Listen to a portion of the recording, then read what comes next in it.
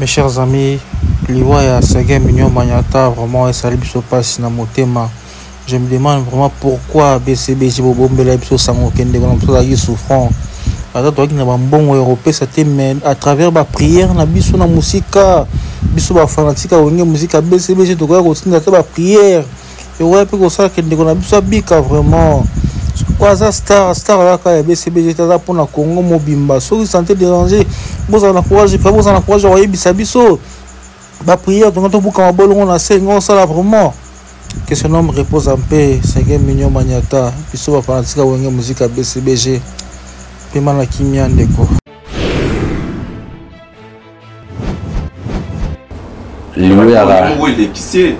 Bon, là je ne sais pas, on va confirmer bon côté que Babylone on est mort et les qui même programme Robi m'a déjà d'ici là pour ils avaient matin il y en a un encore il y en a un donc bazo ya kalamingité lui basuka mettre parce que tout na suka. Ouais, Lilo Basuka na ba ndeko nyonso to bazwaki libako ya kolanda maître son les spiritualistes ceux qui moi dérapage ezalaki bo hésiter te comme la maître son spiritualiste nous sommes des humains bien sûr je suis spiritualiste mais nous sommes des humains ndenge ba spiritualiste ba le baraso raté libako na lokolo robetango pe na monoko donc c'est Sagé Mignon aza moto naïba qui est na côtoya qui est pe donc tant à koufi et sengoté donc des toza boé toza na sengoté parce que artiste à koufi et puis à koufi gêne donc toza na sengoté mais tokoza na obsèque ne to partager mawa na groupe ya ba musiciens surtout ya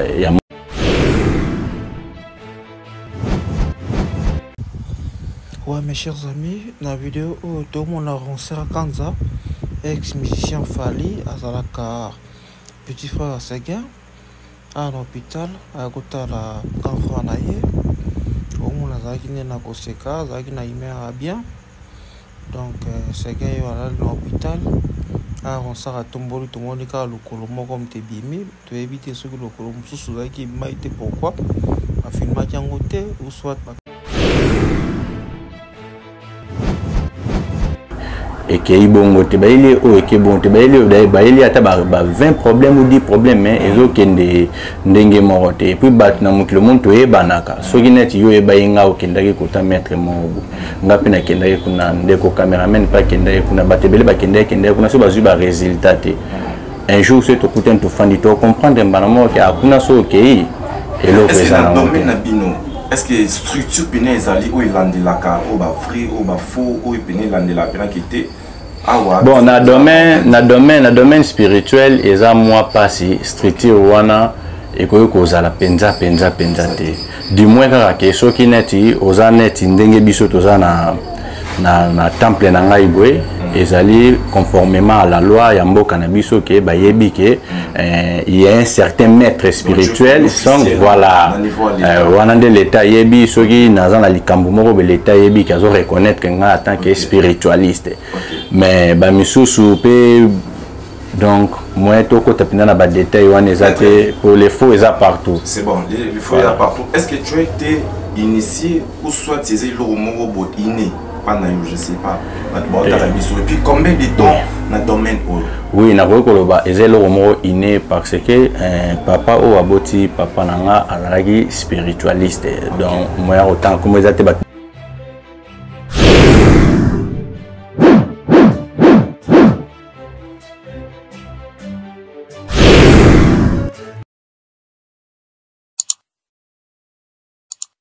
voilà très chers amis très chers internautes. Vraiment, aujourd'hui, nous sommes le 20 décembre 2024. Au bâtiment, surtout, Bayebi, et Menichoyo, Banakine Bazolela, Bamélomani, il y a bonne musique Bazolela. Sagé Mignon Magnata, donc l'un des soldats, il y a groupe BCBG, les JB Piana vient de nous quitter.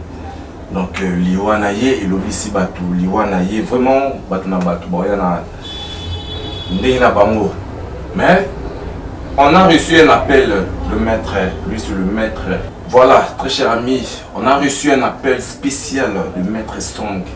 Maître Song, c'est le maître spirituel. Donc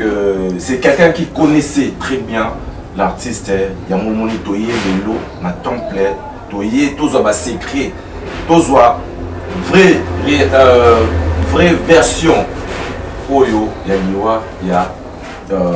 artiste Sega, Mignon Maniata. Vraiment, toi, toujours dans l'attitude d'Amawa. Sans plus tarder, déjà, donc, tu vas découvrir Awa dans MJ Télévision. Donc, vraiment, on va découvrir Maître Son Awa, Nini Wa Bengili Bissou Awa. Directement, je m'en vais saluer Maître Song. Bonjour. Oui, bonjour, artiste Boni. Ouais, très bien. Maître Song, vraiment, dans l'Inga Bato, on va découvrir Nilo Awa dans MJ Télévision. Bayeba, Kombo Nani. Moi, brièvement, au PCP Bango, identité Nayo, pour Batoubayeba, mon tout Yamili. Oui, merci beaucoup, messieurs les journalistes. Napesi mbote na bandeko nyonso surtout bazolanda ngai bisika nyonso surtout bozwami na monde entier. Et puis napesi ba condoléances na ngai na ba congolais nyonso surtout, particulièrement na bana nyonso surtout ya Wenge Musique à BCBG et puis na patron à BCBG Jubem Piana. Oui, maître son azali maître spirituel et puis ritualiste. Donc nazasi pour na bateau barolanda lelo nde baromonanga pour la première fois mais pour na bao déjà balandaranga bayebingai bayebi que maître son azali maître spirituel et puis azali ritualiste. Ritualiste c'est-à-dire moto asala ka ba rituel ya makambu ebele belé o bande ko bakutana na on a fait un maître vraiment souvent expliquer sur rituel c'est quoi. Oui, yango na lobi ritualiste c'est-à-dire moto oyo asala ka ba pratique ya ndenge na ndenge ba pratique spirituelle ya moi ba lolenge na lolenge par rapport ba pentacle o biso ba comment tu bien pentacle. Bon, et à la bonne côté mais wana même à la prochaine émission on va expliquer pentacle les alinini mais ritualiste ezali moto oyo asala ka moi ba rituel ba pratique spirituelle et belé ya ba différents problèmes au bat ba ozala. Voilà. Maître Son, lumière, voilà les lots toyé awana temple. Vraiment, tu éviter Bengeli Biso awa oui. To yoki sango kande batunyo surtout bayebi mais tu n'es pas tout découvrir maître. Tu éviter maître aza initié et l'oronini oh il y a ça la spécialité il y a maître Izanini finalement spécialité na yo na spiritualité. Oui, spécialité na ngai ezali na domaine nyo surtout oyo likambo ko komela mutu nyo surtout. Donc nazali spécialiste ndenge balobara na médecine générale généraliste donc likambo nyo surtout ko komela mutu en général. Nga nazana pour mon début na lobaki nazali spiritualiste et puis ritualiste. Donc nazana pour na osala ba rituel pour na problème nyo surtout. En bref, nazali généraliste na spiritualité. Donc vous êtes généraliste na spiritualité, voilà. C'est-à-dire au trita ba kanyo so. Voilà, ba kanyo so tout mutu nango ba problème nyo so tout mutu nango. Voilà. Ezali spirituel. Baka mususu erosenga il faut médecine et intervenir mais baka o ezali spirituel nde yangwana na sungaka na yango ba. C'est-à-dire que aux autres la biso nanda partout ozali problème où yo za na mona motema ozo passer, c'est-à-dire que meka ko contacter mettre vraiment donc aux ma solution sur ma problème na yo. Mais maître, il y a beaucoup de maîtres au babimi. Ba maître spirituel et belé babimi na terrain de éviter différence ces années entre un vrai maître ou respecté ba non na ba maître mon sous oyo ba ya bazo kota bazizani na musala na bino. Oui, merci ndeko journaliste omoni question autour ningai ezaka kana spiritualité te. Les faux est commis presque partout. Ouais, voilà. Donc au monde a eu journaliste. Mais il y a faux na pe basali belé. Voilà, bison surtout to yebi yango ezaka na domaine de spiritualité te, ezaka na domaine de église te. Donc les faux est commis bisika nyonso surtout. Sikoyo eza moins difficile to yebake nani aza vrai nani aza faux parce que toza ebelé. Le problème en est que au monde il y a journaliste lelo yo bananga bambule belé je crois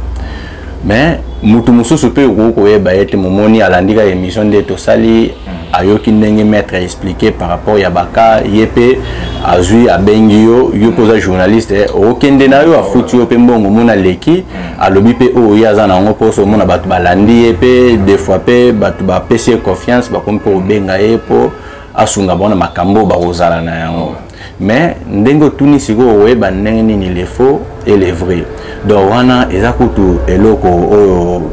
toko kenango débat ebelete oyeba faut mettre kaka na misala na e donc mutayeke pa na e résultat nino mutu wana zwaki donc yango wana oyo différence a biso voilà consulter maître aux résultats résultat oyo pena o anozela te c'est-à-dire que c'est un faux maître. Bon, ils ont dépendre de la baka par baka. Mais plupart il y a faux maître moni balobara vérité et malembe mais le côté où il y a mais vérité et ya ka malembe to le bité que mutunya surtout akendara na ba hôpital abikaka ya bato au monde ke bato babiki bazamo ebele par rapport à bato babiki te omoni yango na différence au sala ba mona ke amener ni maître o ba ele ke likambuboy et que ibongo te baile o et que bon te baile ata ba 20 problèmes ou 10 problèmes mais ezo kende ndenge morote et puis bat na mukilo muntu e banaka soki net yo e bayinga o kendaki kota mettre mobu ngapi na kendaki kuna ndeko cameraman pa kendaki kuna batebele ba kendaki kuna so bazu ba résultat te un jour c'est to kuta to fandi to comprendre banamo ke akuna so okay elo pesa na bino. Est-ce que structure pénale ezali ou ilandelaka ou ba vrai ou ba faux ou pénale landelaka qui était bon na domaine spirituel eza moi passi structure wana ekoyo kozala penza te du moins kaka ke soki neti oza neti ndenge biso toza na temple na ngai boye ezali conformément à la loi ya mboka na biso ke bayebi ke il y a un certain maître spirituel donc voilà wana nde l'état yebi soki naza na likambo moko be l'état yebi ke azo reconnaître nga en tant que spiritualiste mais ba misusu pe donc moi toko tapina na ba détail wana ezate pour les faux eza partout c'est bon les faux eza partout. Est-ce que tu as été initié ou soit tu es le moko bo inné pendant je sais pas et puis combien de temps dans le domaine oui na koloba ezelo moko inné parce que papa o aboti papa nanga alaki spiritualiste donc moi autant comme ezate batinyo surtout bayebi alaki spiritualiste de temps on a botami il fallait ba initier ngai nde bandi ko initier ngai mais ça déjà inné moni muto robotama na likabwana mais esengeli ba orienté yo ba lakisa yo ndenge nini ya kosala parce que moi na muto ko bota moye bandeni ba calculer ba nombre spirituel ya mutu te mais c'est ba apprendre ya ngondo oyeba ya nde ya ngwana koko na biso aboti papa nde apprendre kinga yango depuis l'an 2004 tilelo. Et puis depuis l'an 2004 tilelo. Mais est-ce que déjà tu as traité combien de cas? Et belé donc sur la lobby baka est-ce que vous avez pu consulter na ba grand ya mboka o ba grand homme d'affaires omoni politicien ba musicien parce que tinande to ya parce que obengi biso pour na likambo ya 5 millions maniata ya mo omoni to ye alelo oui mais c'est journaliste omoni ya liboso na ko yebisa o ezabwe pena batu ba olanda biso omoni ba spiritualiste belé ba lekaka omona leki na ba etandoike abepa na bino azobelelo intel bwe ayaki osimba ki c'est pas na ngai intel bwe ayaki non c'est pas des spiritualistes un spiritualiste akoyo banda ko belela batu te ke mutu bwe ayaki pa na nga mutu bwe ayaki pa na nga mutu bwe ayaki pa na nga biso surtout to yebi à la mode ndeni makambo zo tambola au fungola téléphone no botala be omoni soi-disant maître spirituel moi azobele la bateau non bokendo benga pasteur moroboe ayaki osimba ba blog pa na ngai aya kofuta mbongo bokendo benga intel maître spirituel morote oyi aza spiritualiste ako leka lo ba blog wana ngai nazala consulter pe nazala consulter na makambo ebele moyena lo bango awa ezate et puis Batumio Soto yoyebi peut-être yoyebi bangwana. Il y a des politiciens de grand temps de ces pays, Baya, na ko confirmer en bongo te donc spiritualité ça secret soki bongo so yo ya epa na nga siko na lo bango awa ke nde bomoni mobutu boye tant to e bana na ayaka boye non na ko lo bango te spiritualité ezalaka secret entre mutu o aye na maître wana et puis na ba esprit nde basuka wana mais so komi okomi oleka na TV pono belela ke mobutu ayaka epa na ngai atikala na banyongo na nga aya refuta yango est-ce que wana eza spiritualité te OK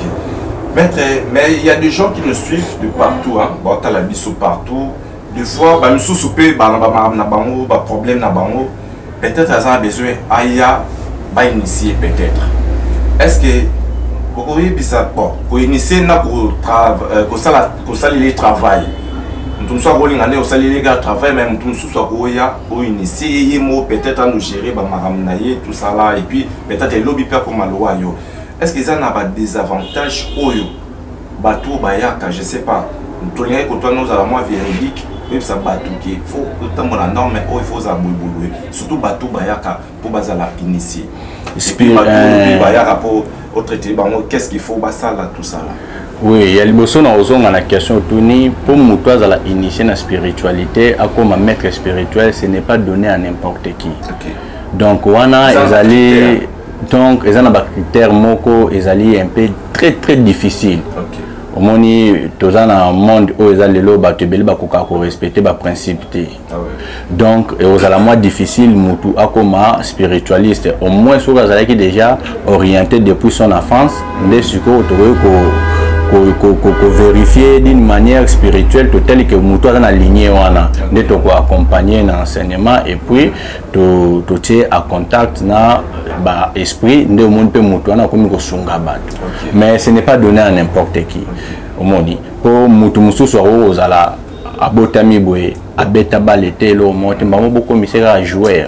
si je comprends bien si fio za la ka discipliné pour te ezabongo te si fio za na likaboana na kati na yo nde to ta la likaboana suis réellement ezabongo nde to accompagner yo pour comme spiritualiste présent batu mususu abotama aza spiritualiste mais si vous ba neni ya orienter en côté pour ezo senga mo ba makambo ebele ba la kisa yo siko biso nde to orienter yo au commencer aux appels du domaine to encadrer mais ko utara dans les néants comme ça c'est moins difficile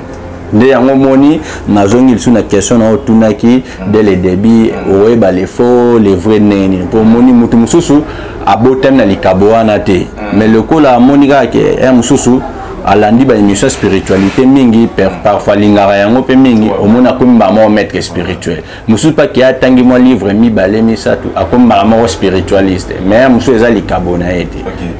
maître na tout la question elinga sur place siko na ba église parce que lelo kala bon car les aki tabou tant sous monta qui est l'église des noirs que ça mais là que maikari a que tant sous ba église ou biso ba ya ba milimo. Est-ce que les lots de l'église wana toloba bazo salila nzambe nini ba église wana parce qu'il y a des gens qui disent que les lots toloba ba tout ba mo ki na tenga sambela na bima nga sambela ka boye nga sambela na pevalo nga sambela na église des noirs boboye na pouvoir tout ça là est-ce que bato yo ba ya ka sambe ba plutôt bato ba sala do ba nzambe ba sala ba nzambe ni plutôt bato yo. Bon,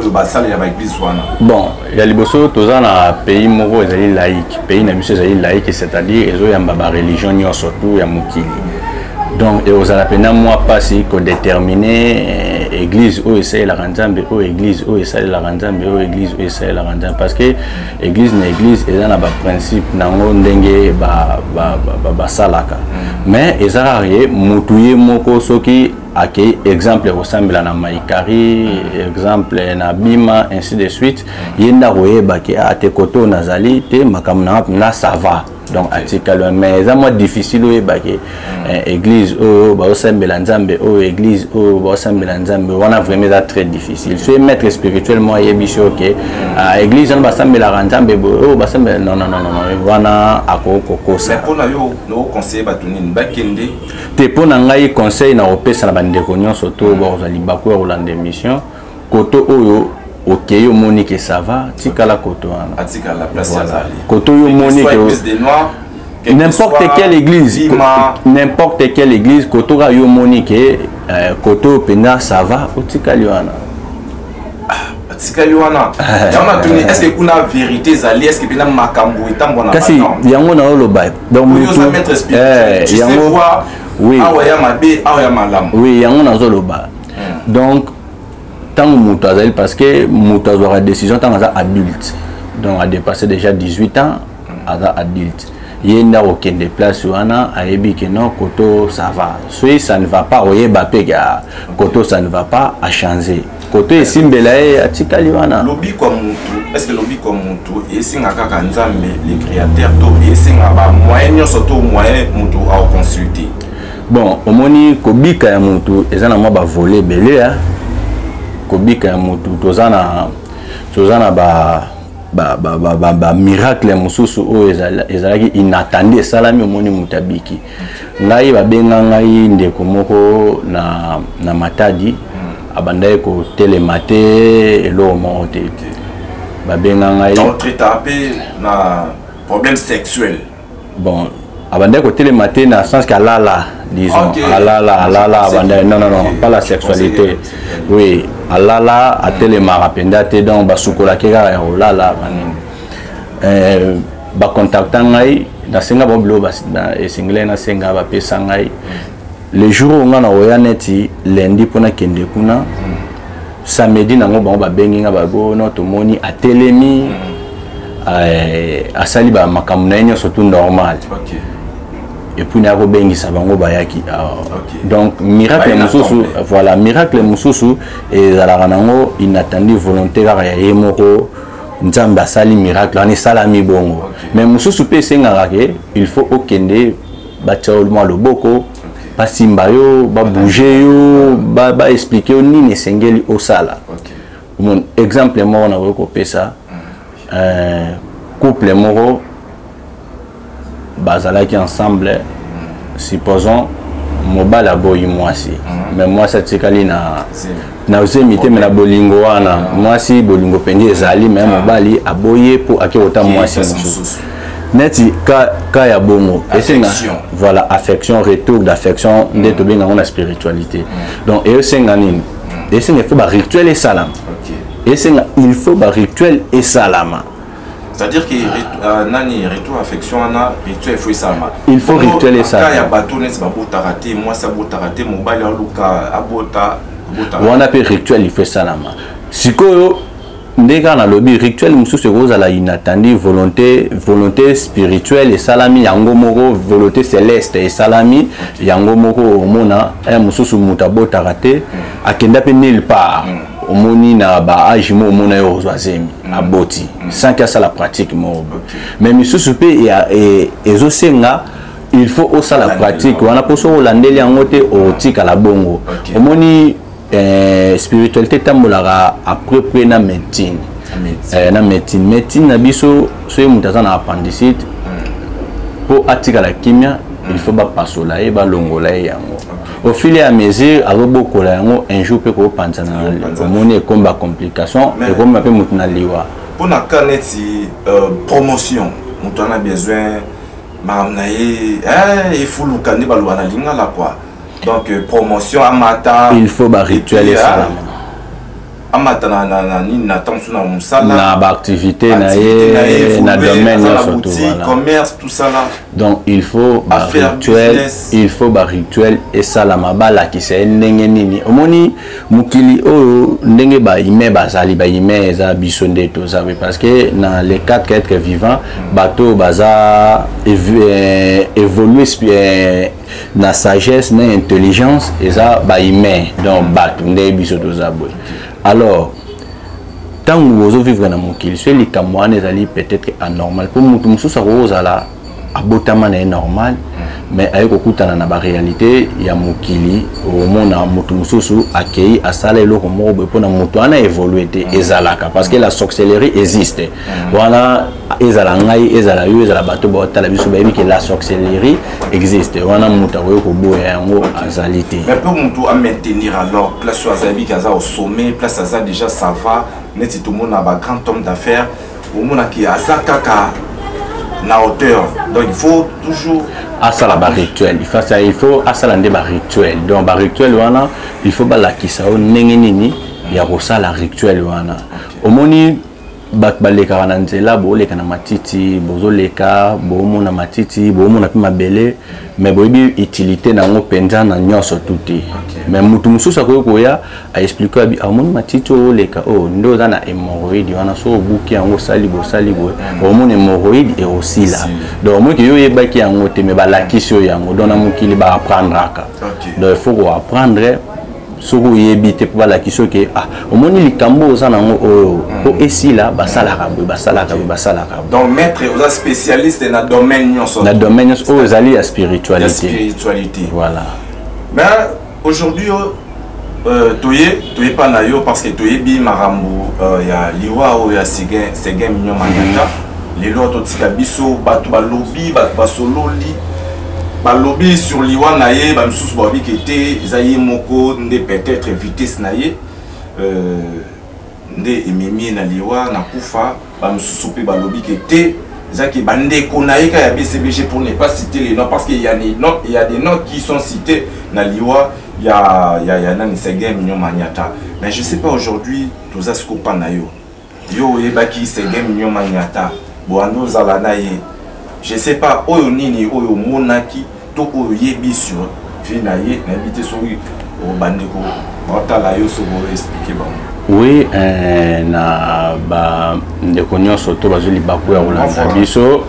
na bandeko nyonso to bazuli baku ya Rolanda biso nga na yebaki artiste drummer Seguin Mignon Maniata très bien na yebaki wapi nazalaki na ndeko moko ya mwasi azali cousine nga lointaine nde a présenter ngai nde à partir wana to comme ekokuta na leo mona ba anniversaire to bande ko mona na vraiment d'ailleurs mutalo bara penda te mais asilika moi mingi na ebaki bon nous les spiritualistes te définira liwa en étant un phénomène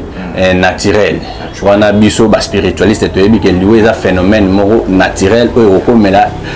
être vivant nyon surtout mais ils ont ba liwa misusu ezali anormal on ezalaka au mona basali likita moko d'une manière spirituelle pour lekisa mutu wana bakweyisa mutu wana mutu mususu peza mabongisi na ye moko te peut-être au mona eza eloko moko boye s'est passé accident moko boye et s'est passé volontairement au moni liwa ekomeli mutu mais pona liwa ya artiste Seguin biso nyonso surtout tozo recruter na liwa wana omoni liwa wana ndenge quelques membres ya famille na ba expliquer ki ngai po toza penda na moi ba relation na moi bato penda bazala pena ye ba expliquer ki ngai que mais na katioté na katioté parce que to landi pe prophétie moko boye eza na déjà na ba réseaux sociaux to landi prophète moi zolo ba kete Seguin azwaki attaque ou azaki na ondia banda kale baneda kolanda ye mais c'est donc à jour wana comment est-ce que mutu a sali accident ba toutier mais abukanité mais 24 années ndeko mema na liwa mais balobi eza donc ezaki le rôle esprit de mort déjà au bataki pa na ye pa bandeko o ya ye déjà mais oui mais c'est les journalistes omoni soki déjà mutu azali ciblé spirituellement omoni tozana moment ba fête ba humain physique oui il faut balia moi musuni soso ba sepela na manière ya ba humain spirituellement spiritualité il y a des gens qui mangent les hommes oui na spiritualité pe ezana ba esprit tout na ba maître spirituel surtout ba ezana ba esprit o ba vivaka il faut mettre la sang voilà donc ndenge biso tozo fêter awa bonne année ndenge pe spirituellement ba esprit wana ba démon bango pe esengeli na bango ba fêter ba vivaka ba voilà ba dine wana na islam pardon mais qui manga question na ye la ngai quand tu so la boé est-ce que makila komela makila ememaka nini na mutu oyo akomela yango soko expliquer bato ko le fait ka ya komela makila voilà. Déjà tout le monde a tout mususu ke ote sona meli makila ya nyao esala boye makila ya soki ya nani esala boye mais makila ya mutu babi ça plus d'impact je sais pas ce que vous expliquer voilà au lobby et lo moko le on va éclaircir bato ezali boye wana loi ya spiritualité soki yo moko ozui machette to mundu ko bomi mutu sans rituel spirituel moko tinda yo ekei aven donc yo ndo bomi mutu wana na ndenge na yo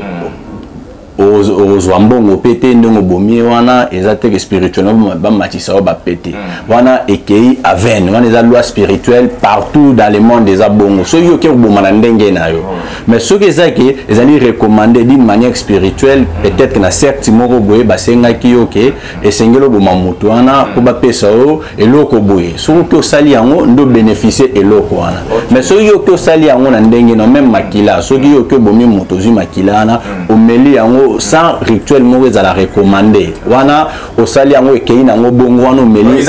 wana eza nango na effet moko te mais soki ezaki recommandé rituel oyo ozosala oyo esengeli na yo okende oboma moto omela makila soki opratike yango ndenge balobaki omona ozwi oyo baprometaki yo donc soki moto okeye obomi na yo moto na ndenge na yo yebaki ozala na yo donc ozana on a impact moko te oyo salito succès moko te oyo rozwa mais ce que ça recommandé spirituellement que sengel na o sala likambo wana ozwa bénéfice so ko sali yango au moins ozwa bénéfice le fait qu'il y a la makila et important nini et puis makila est représentera nini c'est makila ils ont représenté vie à moto OK au moni nde to telemi to solo labe pour tozana makila na kati nzoto na biso so makila ezate au telema boete donc makila ils ont représenté vie ya moto c'est toute une vie ya moto nde ya mwana makila au moni bon bah des thèmes surtout au côté moi la prochaine ça va pouvoir je sais pas est-ce que ça oui et au bac ça pouvoir ce que ça uniquement recommandé na domaine spirituel de batindio non ba rituel aux sala o esengel non mais par exemple vers ya makila na chaque semaine tant on respecter bongo au monake et au bac ça pouvoir katina yo parce que ba rituel aux salama mais ce qui yo moko na ndenge na yo au comité que nous mettons ba makila bato croyant que au bakisa pouvoir na carte no yeba que pouvoir mo yate preuve ane to mona ba kuluna bazo kata bato ba machette bazo boma bato pouvoir ezo yate parce que bazo sala yango d'une manière physique na loyenge bazo boma bato na loyenge au monde a 2 jours 3 jours ah mais moto avec na pouvoir ndeni l'état kangé l'état tie na boloko l'état salé a comme incapable parce que les acquis recommandations mo ezaki et la recommandation à spiritualité yenda sali yango na ndenge na la volonté na sans recommandation spirituelle voilà OK maintenant aujourd'hui c'est game mignon maniata nde toyoki kande toyoki wana pona yo wana lo ba c'est game mignon maniata je sais pas tolingi au confirmer to au affirmer na banik bota la biso est-ce que c'est game mignon maniata est-ce que réellement il a été attaqué na mutu to ils a pena qui était akufi naturellement non omoni biso surtout toyebi soki mutu moko o ayebani le roi na domaine na bango ya musique soki mutu akufi ba réalité ba information bimaraka ebele mais ngai nazoloba quant à moi liwa ya Seguin eza liwa moko normalité quant à moi ndenge na sali ba analyse na ngai voilà parce que kokufa jeune bongo et puis accidentellement comme ça et memi nayoka ki ba ampita qui est derrière ça bon nayoka ki ba ampita qui est jambe droite si je me trompe pas non rende ba ampita qui est jambe droite donc eza liwa moko eza normalité mais to ko confirmer que un tel allié parce que ça star ça artiste bon là je ne sais pas na confirmer bongo te que babilo na moko et les ici même programme robima déjà d'ici là pour ils avaient matin il y en a un encore il y en a un donc bazo ya kalamingité lui basuka mettre parce que to comme na suka Ouais, liloba suka na bandeko nyonso to bazwaki libaku ya kolanda maître son les spiritualistes ceux qui moi dérapage ezalaki bo hésiter te comme la maître son spiritualiste nous sommes des humains bien sûr je suis spiritualiste mais nous sommes des humains ndenge ba spiritualiste ba le baraso raté libaku na lokolo robetango pe na monoko donc c'est gain mignon aza moto naïba qui est na côtoya qui est pe donc tant à koufi et c'est sengoté donc des toza boy toza na sengoté parce que artiste à koufi et puis à koufi jeune donc toza na sengoté mais tokoza na obsèque na to partager mawa na groupe ya ba musiciens surtout ya biologique na ye pona bande konyo surtout oyo ba bazuli bako olanda biso soki bolingi bokomela maître sont les spiritualistes bokomela ye na 082 87 te maintenant na pesa kaka 082 87 64 134 donc 082 87 64 134 okomeli maître sont les spiritualistes na WhatsApp pour toute une question ceux qui aux appels à mitouno on a débat spirituel on a problème nyon soto kozana to tanga ba problème awate ezana todo ki masimangonga problème nyon soto on a problème ya couple on a problème ya maladie surtout bandeko mingi bana Londres à l'époque wana bokoda moi bana Londres pour na yamba mo baka bana Londres belé mais en général bana Europe à l'époque wana ton bakindara ba poto sika bakotara mo ba loge banini siko qu'est-ce qui s'est passé les lo omona mingi bakoma na ba AVC misusu na yamba ki omona sexe na était les maraté mais akay pas ba sexologue nyon surtout ba sali mais aussi mbaté donc ils ont domaine spirituel donc yo mutokuta na likama wana donc meka ko contacter maître son na numéro où ils a affiché wana au pe na pesibino wana okuta vous na domaine vous a problème ya maboto zo botate ceux qui okena ba hôpital nyon surtout au moni que simbité mais quand on contacte maître sont les spiritualistes vous avez un problème au moi surtout de les journalistes maman poto il a fait affection rituel d'affection on a bani bali ba yekinto azusu moi si mususu moi ça comme souffrir donc yango moni tolobi moi to belela nyonso aweza donc même à distance vous voilà ezana maman moko akendaka poto abengisi bana na ye baye na poto ok bana de bazwaki sorcellerie à partir ya Kinshasa awa donc bakenda kuna babebisi misala ya mama na ya mbali na et puis babomi na ye moko mama wana donc yango moni to belela yango nous sommes des spiritualistes liwa ezali phénomène moko naturel mais yeba ke na phénomène naturel wana batru ba profitera na kati nango a créer moi eloko moko pona endommagé et côté ça aussi à ma belle aux ana mwana aux mona azali clarté bokena peut-être na l'église et aussi mbaté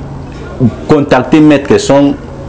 yaka na mwana toyeba nini oyo esengel kosala na ye même à distance to repesa ba rituel pona mwana azala sauver pour ceux qui ozo garder sorcier na katanda kuno yeba ke na monde spirituel ya bandoki basengara o aza cher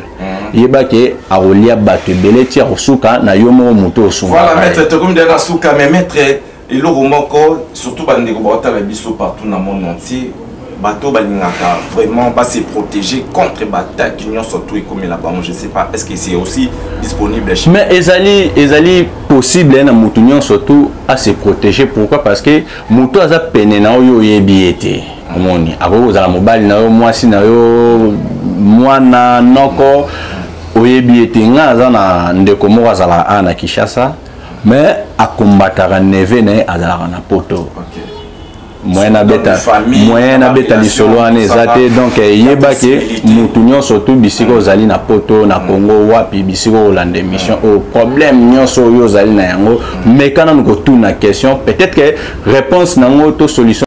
pona bandeko nyonso to ndenge na banda ekoloba koto nyonso to bozwami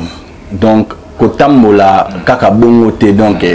même batnyo surtout bayebi ke ko inazamba azali mokonzi mais atambola toujours na prudence donc o tambola bongo te il faut moi ba rituel ezalaka po ba makama ekomela yo kaka bongo jamais donc bo se protéger d'une manière spirituelle bo zala na ba rituel o boanda osala po batebele croyance na bango ezala ke po azwa protection po asala bifa kende pa yanganga donc eza croyance ekota batu le maître yana batu musope balela tant sur nzela nini ngatambola ki makamba kutane nango esali nini ebebisi ban makambo na ye donc au monde qui m'a ramené et ça m'a porté kangami place les acquis au fond est-ce qu'il y a aussi une possibilité bah m'a fond oui mais mutu oyo ba pesa ga etolite ba pesa ga lisu rituel te zali mutu akufi bake ko kundai soki nanu mutu akufi te azali ko pema yeba ki ba opese ba rituel ba obelela ya olamuka hotelema voilà ezonga ndenge ezalaki soki akufi te pour mutu soki déjà akufi moyebo sala autrement et ozalate mais soki aza envie ata azana bonbon yeba ki akufi te ba opesa ba rituel mutu wana akolamuka donc kobomba maladi na ndako te kobomba ba problème na yo te po na yo moko okufa okende na yango kabola ba problème na yo venez chez maître donc lumière hein, donc vraiment oui pas mettre vraiment et ça là vraiment mettre son lumière mettre tokomi na suka mettre message fort et puis donc oui dans pesi le sous ba condoléances na ngai na famille artistique nyon surtout ya mboka na biso et puis na ba journaliste ba musicien BCBG batunyo surtout ba congolais nyon surtout ba mélomane batunyo surtout oh ba baza éprouvé parce que na minute au Congo nde to kufeli donc na pesi kaka ba condoléances na biso moko ba congolais puis na monde entier na bande konyo surtout liwa ezali phénomène moko naturel. OK, merci. Voilà, c'était Maître Song donc lumière pour votre plaisir aujourd'hui. Toyambi et Lelo, Toyaki Panaye, tous avez besoin de tout cela. Et concernant l'Iwa, il y a artiste 5 millions maniata donc Boyoki ou à lobby, mais Maramou Sousseza ou Togozonga, parce que jusque là, le dossier non facilité. Il y a des gens, comme on les a cités, et puis Maramou des autres qui me vraiment bien tête au Talaka, le Rwanda, poésie quand même. Donc mes condoléances na partie seigneur surtout voilà tout Rolande Lango et tant qu'il y a presse tout Rolande Lango partout place toi on a besoin d'informations pour toi y a comme Melabino batouta la biso quant à moi déjà on se quitte vraiment mes condoléances vraiment na partie seigneur surtout BCBG JB Piana batunion surtout vraiment tout bazaki entouré voilà donc je vous dis au revoir donc restez toujours scotché cimenté sur votre chaîne MJ Télévision beaucoup soit ya minene lisusu awato makambo oyo plus oyo za nano ebimate donc vraiment bozongo awana MJ Télévision donc quant à moi je vous dis au revoir et on se retrouve très prochainement ciao ciao.